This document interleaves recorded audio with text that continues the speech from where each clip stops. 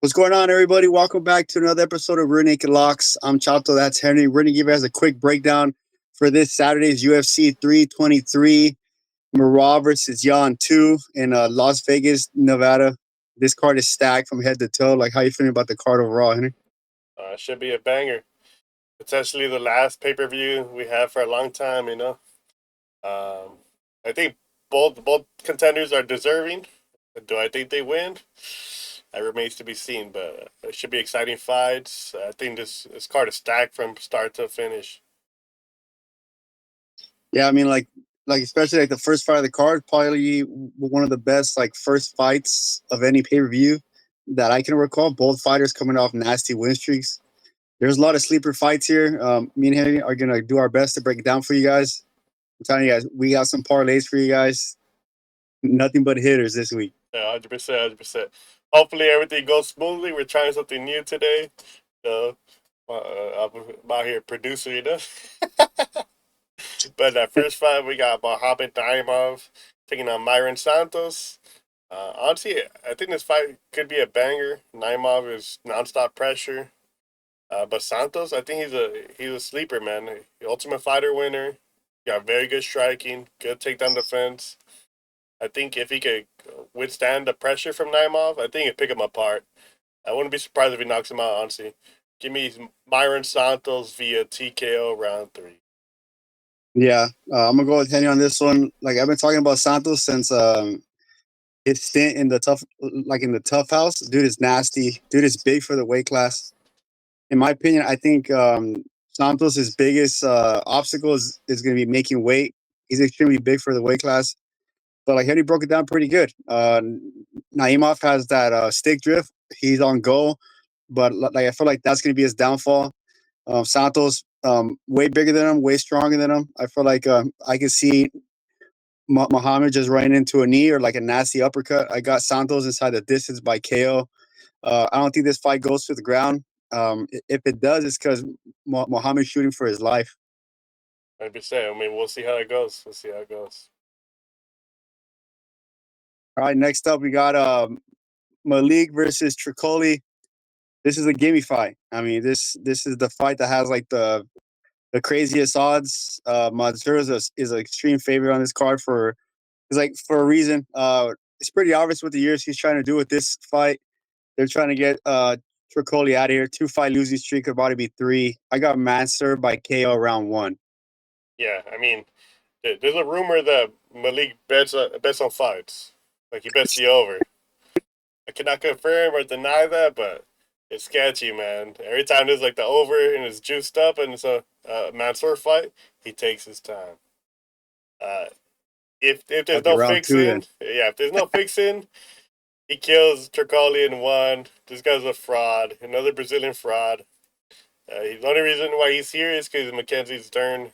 Well, he was Mackenzie Dern's boyfriend, but he's trash. He's a quitter. He's a squealer. Get him out of here. Get him out of here. Mansoor round 1, but like I said, he probably has a sprinkle on round 2, round 3. So bet the over. Hey, man, I mean, like, Dirt might be the Kardashians for the MMA, dude. Like, everybody she dates gets knocked out. So, it's just, the proof is in the pudding. Like, well, we needed to date our boy Aslan here. We got Baraniewski versus Ebo Aslan. If you guys have been watching the channel long, you guys know I think Ebo is terrible. He doesn't throw. He has a look of a killer, but he's not a killer. Baraniewski is coming off a nice win in the Contender Series. He's just overall a better fighter. He can strike, he can grapple. The only thing that worries me is his cardio, and he only has 6 fights under his belt, but I think he dominates here. I think he takes Aslan down, I think he submits him. Give me Baraniewski submission round 1. Yeah, like, I like that thing that Henry said at the end. I can see Aslan losing by submission. 2 out of his 3 losses came from getting subbed. Like, I'm not gonna lie. Like, if you guys check the tape, I did bet on Aslan one time, and he did exactly what Henry said he does, which is not throw. Um, Bolowitsky, the Polish guy, dude has nothing but round 1 knockouts. Give me the pressure fighter to hit him early, take him down, like, and get him out of there. Aslan, again, another fighter on like a 2-fight losing streak. I wouldn't be surprised if there's back-to-back cuts. Trocoli and Aslan, get them out of here. Fucking send them 2-3 years to Burger King and forget. Man. All right, next up, we got an absolute banger. Welcome back, Jalen Turner, representing Southern California, Los Angeles, stand up against the veteran in Barboza. I mean, just look at the way he looks, man. He's almost 4 years old, ready to compete in like this man's national physique. This guy's on the Green Goblin sauce, but unfortunately, the Green Goblin sauce is not going to help him out on this one. I got Jalen Turner coming back and putting an absolute ass beating on Barboza. Barboza is just fast twitch, but man, he hasn't looked the same in his last couple fights. He did catch Billy, like he is extremely dynamic, but I think Turner's length and reach and his ability to mix it up is gonna drown Barboza. I got Turner inside of distance by late sub, round 2 or round 3 submission. Yeah, I mean, this should be a banger for as long as it lasts.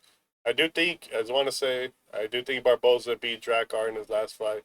I did have Barboza money line. That was one of my bets. He doesn't look terrible, but his cardio is so bad. He falls off a cliff after like a minute and a half.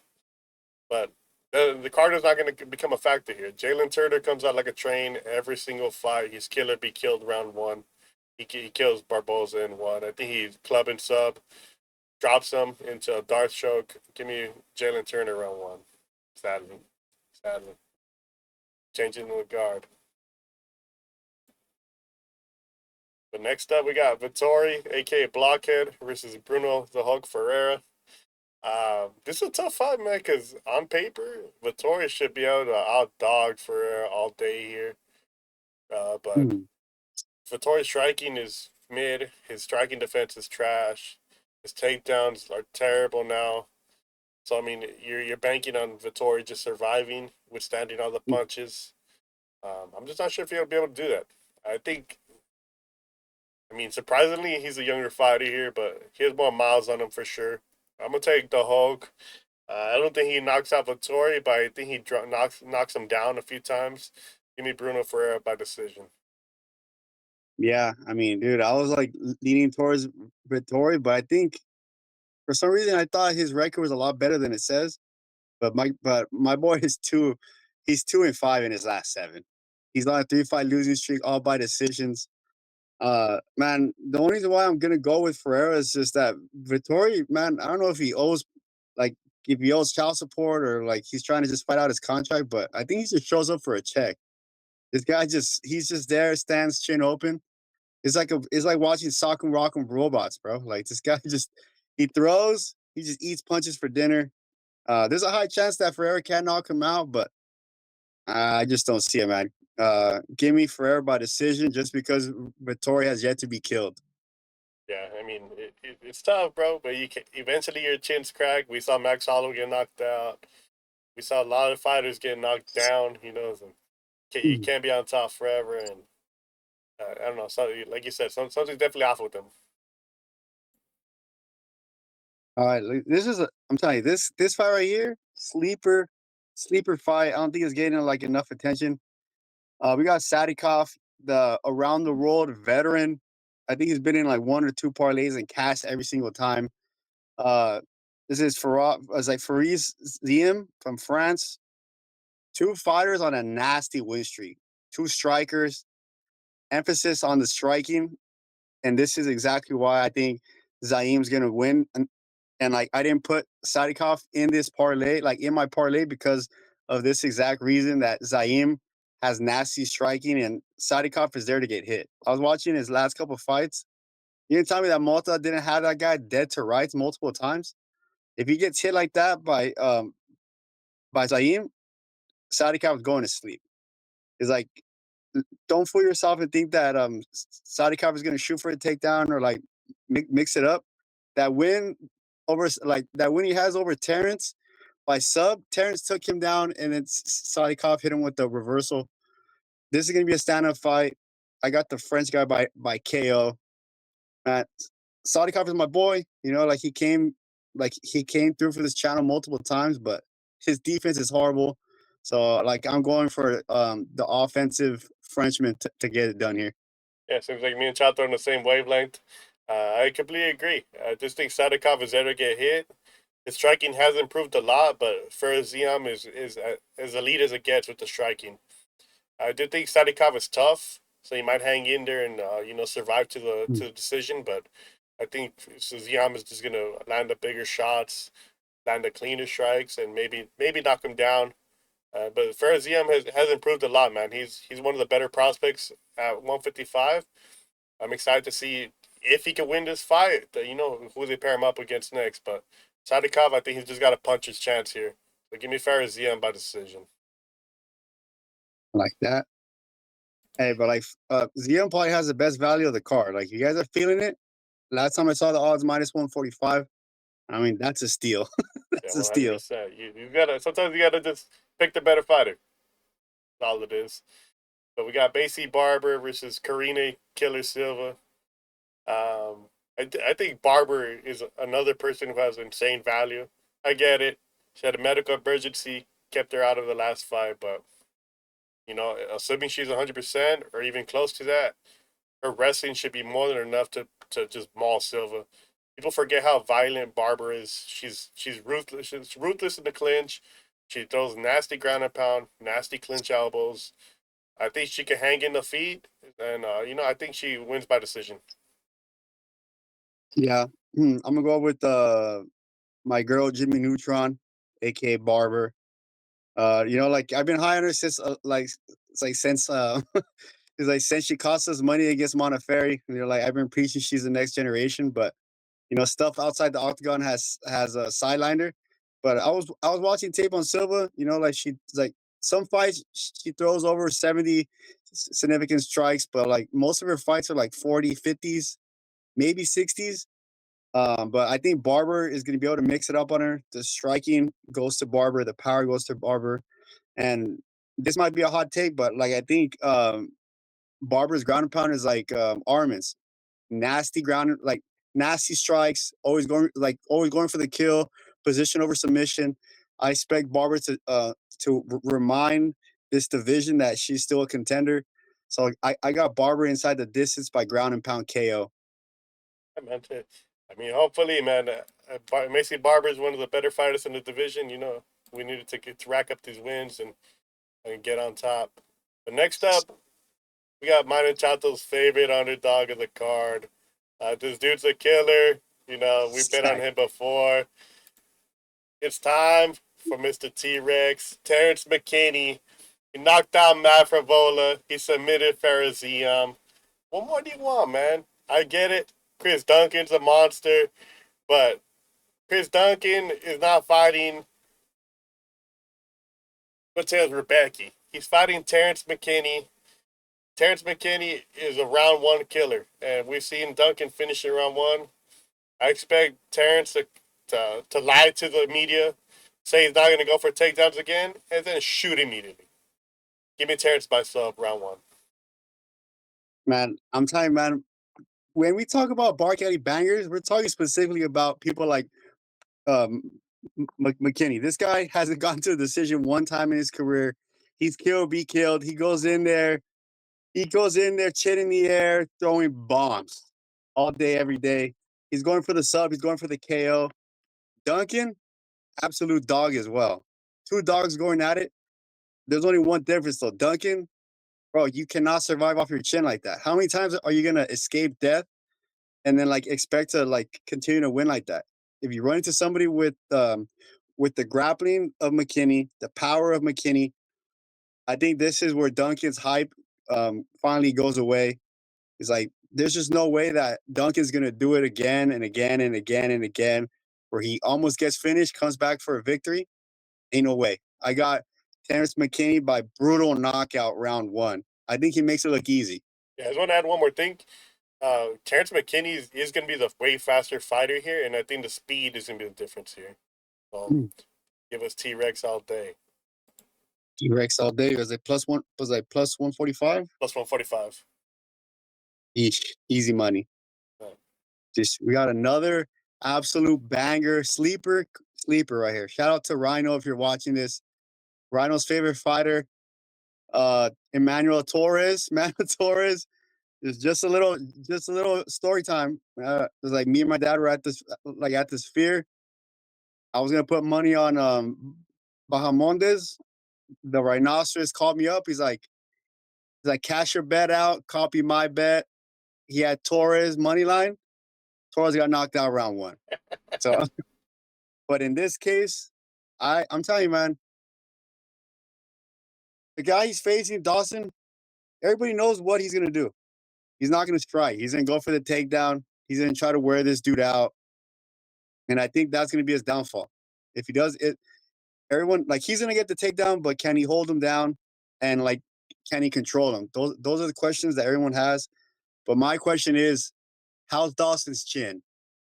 Because I guarantee you, before Torres hits the mat, he's gonna test that chin. You're telling me Bobby Green knocked you out one punch and Torres can't? Look me in my eyeball and tell me that Torres can't stiff this guy. Can't stiff this guy cold. I'm telling you right now, maybe I'm just a Dawson hater, but I think Torres is gonna find that chin early.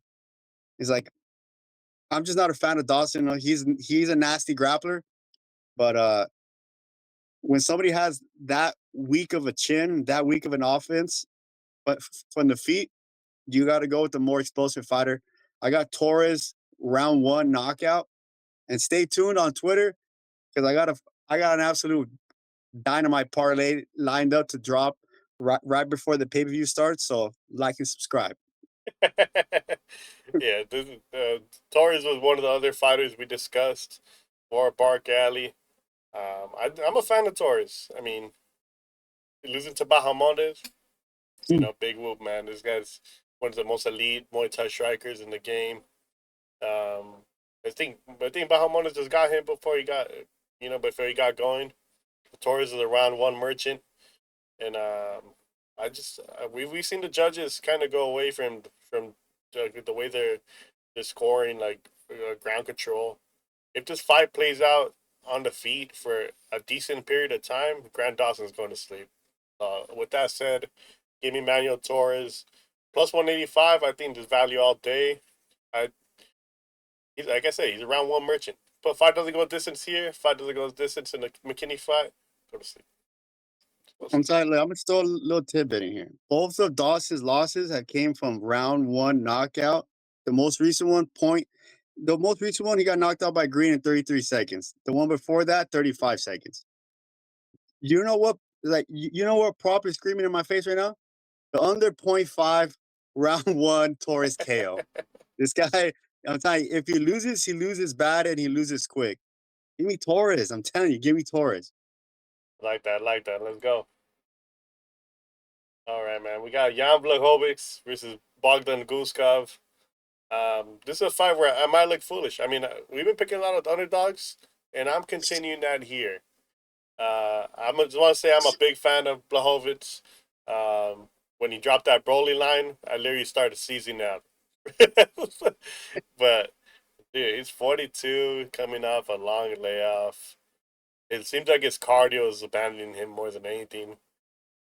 We've seen Guskov go long. I mean, we've seen him fight better. I mean, he's only lost to Volkan Ozdemir, who's we're seeing now he's evolving, getting so much better, and I just think he got Guskov. He caught him, gave him that vet lesson. I think Guskov is going to catch Blachowicz. Unfortunately, I think he knocks him out. But give me Bogdan Guskov, probably by knockout round two. Maybe Jan could clinch up in the first round, but I think Bogdan gets him out of there. Bogdan by knockout. Yeah, man. I mean, this is another fighter where it's the name that kind of threw me off. Like, I thought Polish Power was like I know like he hasn't been active, but I thought his record was a lot better than I thought. This guy has one win in the last 5 fights, one draw. His last one was by brutal knockout against Rakic. Well, Rakic blew his knee out. Never mind. I bet on Rakic that fight. He got me, but like I'm just saying, like Blachowicz ex champ. All due respect, the Polish Power. He is nasty. He is deadly. But at 42 years old, I just do not feel comfortable putting money on him. And like on his return fight, he wasn't as dynamic, wasn't as dangerous. I think he's just there to try to fight out his contract. Just another veteran, just trying to get his last licks in, his last pay-per-view points in. I got Guskov by decision. I think Jan's gonna shoot in this fight, and like that's the reason why like this fight's gonna go to decision. But he's gonna take some damage on the feet, cross sniff, probably take him down.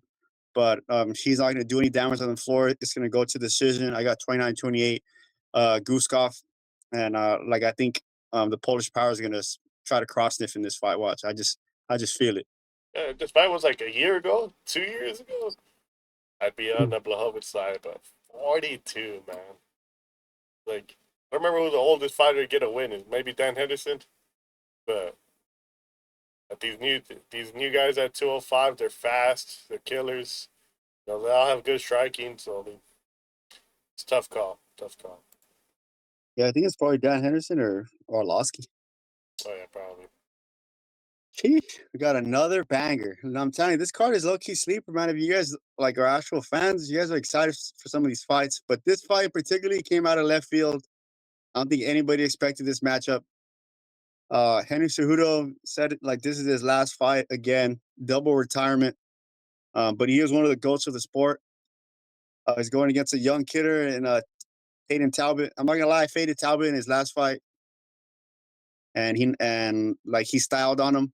Man, I don't know. This is like I think a lot of people have Henry because they expect him to shoot off rip and control him just like Barcelos did. But if you guys really watch Henry fight, he's in love with his hands. He likes to stand and trade. He'll mix in the takedowns, but he's not a fighter that's just gonna shoot 50 times like Merab. You know, like he's gonna go out there and test the striking. I feel like he's gonna get knocked out in like his attempt to try to manage the distance and do his like little karate inside outside movement. I have Peyton Talbot by vicious KO. Uh, Give me round 2 KO because I feel like Henry might take him down in round 1, but let's be honest, dude. Like Henry's not going to shoot for takedowns as much as we think he is, and his gas tank has looked horrendous. Like Sonya Don was putting the sauce on Henry before he took the way out, dude. Let's not pretend. Yeah, I just feel like Cejudo, a little bit of mismanagement on his end. Became double champ and basically retired because he wanted more money, and he just wasted his prime years. He's come back and he's looked pretty bad. You know, it's like he landed one punch on Merab. He looks good for half a round, and he gets so exhausted. He can't wrestle like that no more. Not like freaking Barcelos nonstop. Not happening. I got Talbot via TKO via body knee, just like Demetrius Johnson got him years back. Give me Talbot via vicious knee, just crashing the pocket, catches Cejudo coming in, maybe going for a lazy takedown, knee up the middle, TKO. Fortunate, but hey, these new generation of fighters, they're gonna take over eventually. I think this is a card, and I think it happens here too. Honestly, we got Brandon Moreno versus Tatsuro Taira. I think this is gonna be the best fight in the whole card because Moreno, his ability to scramble is elite, his boxing is elite, his cardio is elite. Um, the only thing Moreno really lacks is a little bit of power, and his reaction to punches is not don't give the best visuals. But if this was a 5 round fight, I would have Moreno all day. But in a 3 round fight, I got Tatsuro Taira because if he backpacks him in the first round, it's pretty much GG. Moreno would need to take the next 2 rounds flawlessly, and I'm just not sure he could be able to do that. Like Tatsuro, he's 25 years old. His wrestling like entries, his trips, they're all creative. This dude's one of the most elite back takers. I think him and Pantoja are number 1 and 2 when it comes to taking people's backs. So I think he gets Moreno's back a few times here. I don't think he finishes him, but I think he definitely puts up a few submission attempts. Give me Tatsuro Taira by decision. Oh, dude, he's 25 years old, bro. This guy's definition of a prospect. Yeah, man. Like Kenny broke it down pretty good. We're on the same wavelength again on this one. I was leaning towards Moreno, but then I caught myself. It's like I think I was just going for Moreno because I'm a fan. Like seen him fight multiple times, have his merch, met him in person. Good dude, great fighter, good champ. Inspiring speech, right? Maybe not today. No, I'm kidding. But like I'm telling you, man, I don't know. Like, I think Taira, just because it's a 3-round fight, I think because Moreno reacts so aggressively and exaggerated to everything, like he's gonna lose the fight in the judges' eyes. What I mean by that is like every time he fought like a big striker or like he gets hit, like dude, this guy he gets hit, he takes like 3 steps back, like he does like rolls on the floor, like he puts his back against the cage. Like he's been taken down before. He has nasty scrambles. But I feel like if you get into a scrambling fest against a young prospect in Taira, I think I think there's a high chance that he flows on Moreno on the floor and like he loses position. So I got probably like a 29-28 Taira. I think Moreno might do some damage on the feet, but I just have a high feeling. I just have a feeling that like Taira's gonna take this fight to the mat and the whole fight's gonna play out on the floor or against the cage where Moreno's gonna try to take the back from Taira, and then Taira's gonna take the back from him. There's gonna be some nasty scrambles. Like I agree with Henry said, like this fight has the recipe to be the most technical fight because they're both nasty, they're both scrappy. But give me Taira 29-28. Like another young fighter showing the old dog that it's done, you know? Like today's a new day. 17-1, 25-year-old prospect. Another dub. Yeah, I mean it's unfortunate, but we've seen Moreno retire one time. This guy's a multiple-time champion. He's got wins over everybody, not named Pantoja, but yeah, it should be a credible fight. But unfortunately, the young dog's gonna get it done. I'm not look. I'm just gonna say right here. Look, Pantoja's probably gonna win. My bias, absolutely. I'm going for Joshua Van.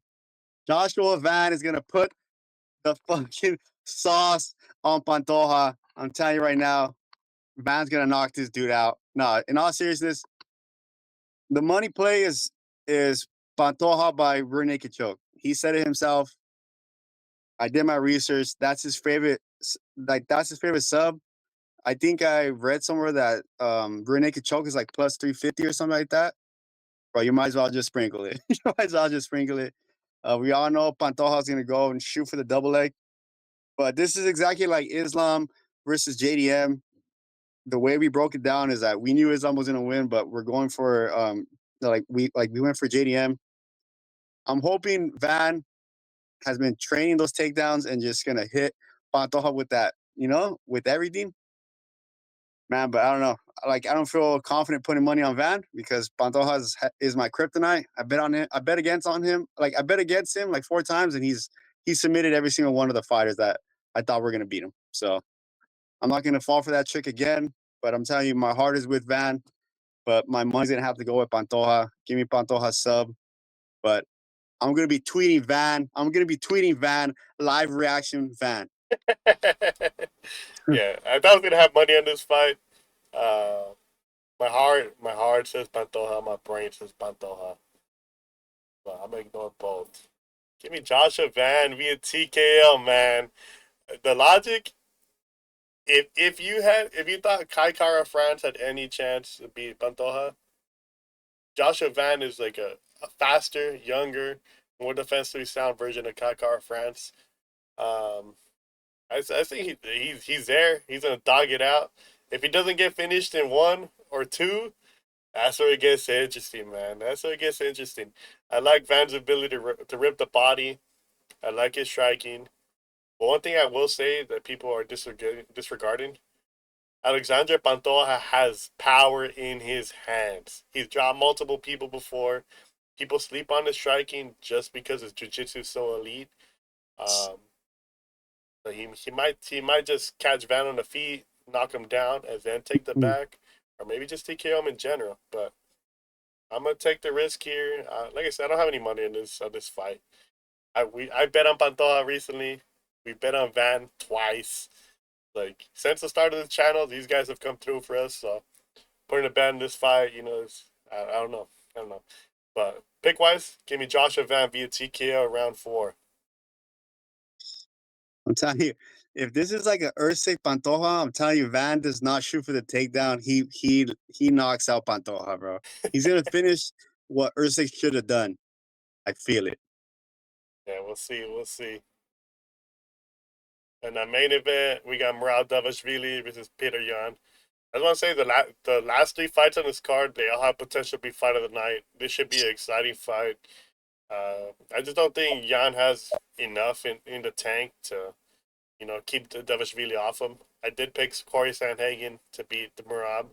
I thought he looked good until he did it. I just don't see how Yan can implement that same game plan. He's not as long, he's not as rangy as a Corey. He's more of a boxer first. He does throw leg kicks, but his main strikes are punches. And if you're in punching range with Merab, he's within shooting distance. He's gonna be at you, grabbing your legs. He's gonna push you against a fence. I just don't see how Yan wins unless he knocks him out. And I just don't see that happening. I think Merab takes him down relentlessly. He puts tons of striking on him, tons of volume. I think he might crumble Yan. I think Merab gets TKO here. Give me Merab via TKO, probably round 5, just from pure relentlessness. Yeah, man, I agree. I mean, if Petr Yan had that one hitter quitter power, man, I think I would have went. I probably would have still went with Merab, but I probably would have been like a little bit more confident in saying that Petr Yan could have been a Bark Alley. But just looking at his past event, like his last fights, like all of his TKO wins are like in the later rounds, and the people that he knocked down were shooting 50 takedown attempts against him. You know, like me and my dad, like we put 1,000 on O'Malley against Merab. We bet against Merab multiple times, and he's done the exact same thing. You know, I had money on Cejudo. He put Cejudo on his shoulder like a little baby, coughed him, put him in bed. Did the same thing to O'Malley. He did the same thing to Peter the first time. I was like, he did this. I expect him to do the exact same thing again to Peter. Uh, I can honestly see him going for the finish. I mean, like he's one of those, like he's like John Jones. Like he fights someone the first time, and then like he downloads the data the second time they fight. Like he gets the finish. He did that with O'Malley by sub. I think he does the same thing to Yan. I think just like Henry said, club and sub or like late stoppage. Man, it's just sad because like Petr Yan is probably the most well rounded, but his gas tank is what's gonna fail him again. Um, I think the only person that could probably beat Merab is somebody that has that one hitter quitter power, and unfortunately, it's just not Peter, just not Peter. So I got Merab breaking the UFC record, 5 title fights in 1 calendar year, which is insane. I used to not be a fan, but I mean, at this point, man, if you're a hater, like you're just salty, dude. You're just salty Yeah. that he's beating everybody because he's must see TV, dude. He's the most active champion probably ever. Like after Saturday. So I mean, just another dub. I'm like, who's next? Man, I have Merab by decision or late KO round 4 or 5. Yeah, I mean, I just want to give the UFC all the props in the world because Petr Yan is the rightful contender. Joshua Van is a rightful contender. Not a joke fight like that 155 interim title fight we got going on, but we'll get to that when we get to it. But yeah, it's time to start getting to our bets. We're gonna start off with the Around the World parlay. You guys know how it goes, but I'll let Chato explain it to you guys. All right, everybody. This is the moment you guys have been waiting for. Like, I know a lot of you guys skipped the video straight to the sauce, and I'm about to give it to you. Around the world parlay. If you guys are new here, I picked 3 fighters from like around the world that represent a different country, and I put them on a parlay, and I cook you guys up the best is like the best odds possible for our first leg. I got my boy Santos, the tough champion. I'm telling you right now, this guy's bigger than his opponent, has that one hitter quitter power, has the ability to stop the takedowns. I I honestly feel like Santos could get the finish in round 1. I'm telling you, the only thing that I worry about here is his ability to make weight. If he clears that, he clears this fight easily. I got Santos inside the distance by round 1, nasty knockout. Next up, I got my girl Jimmy Neutron. aka Barber. Respond back to me on on Twitter. No, I'm kidding.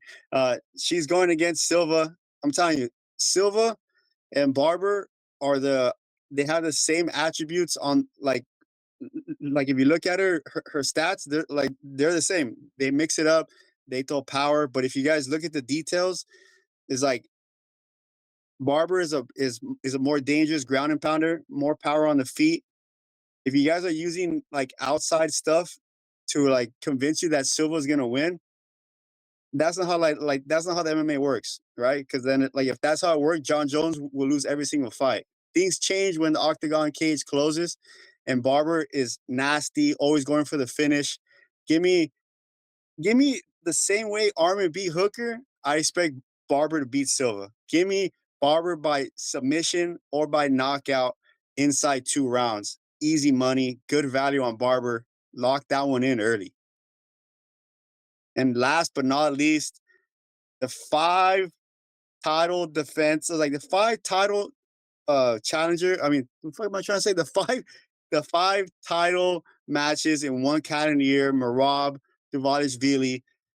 He's gonna do it. He's gonna do it again to Peter, bro. Peter, aka Kid Boo, one of the most well-rounded fighters. Must see TV.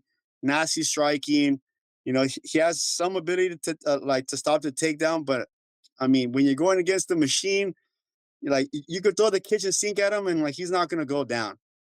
I was like, I'm telling you, the way to beat Merab is you have to have that one hitter quitter power, that Alex Pereira type power, that Derek Lewis power, and Peter's just not it. All the Peter's knockouts have been in round 3, round 4, round 5. I'm telling you, if this fight goes past 2 rounds, Peter's huffing and puffing. I got Merab by round 4 or 5 KO because just like he did with O'Malley, he downloads the data and then he gets the job done the second time. I got all 3 fighters have the ability to win by finish. If you put them all in a pot and parlay them early, you get plus 164 odds. I'm telling you, as soon as this drops, put the bet in. Everyone steals the parlay. I guarantee you that this is probably even odds by the time Saturday comes. I'm telling you right now, it always happens. Like people wait for rear naked locks to drop their bets, and then they make their bets and safety parlays. Lock it in early. It's just cashing for sure. I feel it. All right, man. But for my bet, I'm going with 2 guys that are fighting older fighters. They're both younger. They're both more explosive. They both have a higher finishing ability. First off, we got Jalen Turner. He's battling Edson Barboza. No disrespect to Edson. I'm a huge fan of his. I picked him in his last fight. But Jalen Turner, he arguably beat Gamrot. He arguably beat Dan Hooker. He got his ass beat by Moicano, but with a different ref, maybe he wins by KO there, But I think he's gonna be faster. I think his long rangey striking, his boxing, I think he just catches Barboza early. He got rocked by Drakkar. That's a terrible look for you, man. Drakkar's not really a big power puncher. So give me Jalen Turner, be a round 1 finish, probably club and sub. Then we got Bogdan Guskov fighting Jan Blachowicz. The same logic. I mean, Jan's 42. Bogdan, he's peaking. He's got really good UFC wins. He's feeling himself. He's training with Walter Walker. So if Jan tries to grapple, I expect him to defend the takedowns. But I think he just clips them early, and I think he just does more damage. So parlay both these guys, you get plus 196 odds. Or you could just take 5 to go distance on both. I don't know what the odds are, but that's probably a safer play if you don't want to take the money lines. But I'm taking the money line. Bogdan, Turner, plus 196. Lock it I like it. Sheesh, we got the best parlay of the rear naked locks. Talk about the turn of events. The play of the week used to be one of our worst parlays, but now it's probably one of our best parlays. And it's gonna continue this week. Henry picked his fighter, I picked my fighter. I'm going with the female version of Arman Tsarukyan. I broke it down already. I'm gonna say it again. I'm gonna give you guys the spark notes. Macy Barber has the striking advantage, the power. The grappling advantage goes to Barber. She's always going for the finish, position over submission, heavy bombs. I guarantee you by round 2, Silva's covered in blood. By round 3, she's out cold unconscious either by strikes or by submission. I got Barber inside the distance. I'm telling you, this cashes early and it cashes fast. Yeah, and I'm taking Peyton Talbott. I picked Talbot in every single one of his fights. I picked him in his last fight as an underdog. I'm just a big fan of his. He's well rounded. He's got elite striking. He doesn't get sloppy. Sometimes he does get making a few mistakes in the grappling, but he's clearly working on it. He's clearly trying to improve. I think Cejudo. There's a reason why in all his promotional videos and all this stuff, he's got a shirt on. I don't think he's training hard. He's freaking doing videos with that freaking Moneyberg dude. Like, bro, come on. You're fighting a young killer and you're doing these freaking gimmick stuff, bro. Like, I think he's in there for a check, and I think he gets knocked unconscious. If he doesn't get knocked unconscious, I think he eats vicious knees to the body, and he gets TK'd regardless. But take these young killers. They're both fighting, slightly older fighters. But you take Talbot, Barber, parlay on both, plus 111 odds. We're making sure we got plus money on every single one of these bets. If one misses, run it back. Run it back. Telling you guys, if one of our parlays misses, you guys better fire up Twitter because me and Henry are gonna launch a parlay right after one of them misses. Like last time, Henry cooked up a parlay last second. It cashed easy. 100%. We got a backup to our backup, but for this pay-per-view, we don't need a backup. All of our fighters that we picked have finishing potential, and I'm telling you, if you guys are feeling the props, bet all of our fighters to win inside the distance. hey, you just never know. Last pay-per-view of the year, we got 2 more events, and then we're gone for 6 weeks. Go hard. Hey, that's good logic. You have 6 weeks to recoup your money if you lose it, or you have 6 weeks to spend all the money that me and Henry made you. How about that? All right, stay tuned. Follow us on all of our social medias. Come have a chat with me on Twitter. I'm telling you, me and Henry are gonna cook some full card parlays, some prop parlays, and just some random bets that we're gonna try to give you guys to see if you guys like or if you guys don't like. Give us our feedback in the comments or talk to us on Twitter. All right. Thanks again for tuning in. We're Naked Locks out. We'll catch you guys on Sunday when you and me are catching our parlay money. 100%. Peace out.